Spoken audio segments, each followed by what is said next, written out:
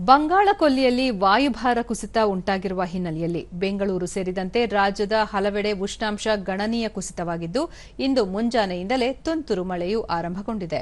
ಹವಾಮಾನ ಇಲಾಖೆ ವರದಿಯ ಪ್ರಕಾರ ದಕ್ಷಿಣ ಕನ್ನಡ, ಕೊಡಗು, ಮೈಸೂರು, ಚಾಮರಾಜನಗರ, ರಾಮನಗರ, ಮಂಡ್ಯ, ಬೆಂಗಳೂರು ಗ್ರಾಮಾಂತರ, ಚಿಕ್ಕಮಗಳೂರು, ಕೋಲಾರ ಮತ್ತು ಹಾಸನ ಜಿಲ್ಲೆಗಳಲ್ಲಿ ಒಣಹವೆ ಮುಂದುವರಿದಿದ್ದು ಒಂದೆರಡು ಕಡೆಗಳಲ್ಲಿ ಸಣ್ಣ ಪ್ರಮಾಣದಲ್ಲಿ ಮಳೆಯಾಗುವ ಸಾಧ್ಯತೆಯಿದೆ.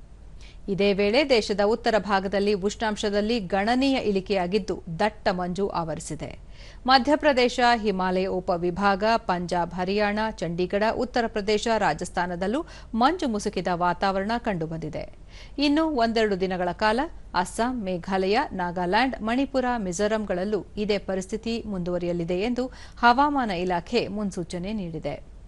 ತಮಿಳುನಾಡು, ಪಾಂಡಿಚೇರಿ, ಕಾರೈಕಲ್, ಕೇರಳ ಮತ್ತು ಮಾಹೆಗಳಲ್ಲಿ ಗುಡುಗು ಸಹಿತ ಭಾರೀ ಪ್ರಮಾಣದಲ್ಲಿ ಗಾಳಿ ಮತ್ತು ಮಳೆಯಾಗುವ ಸಾಧ್ಯತೆಗಳಿವೆ.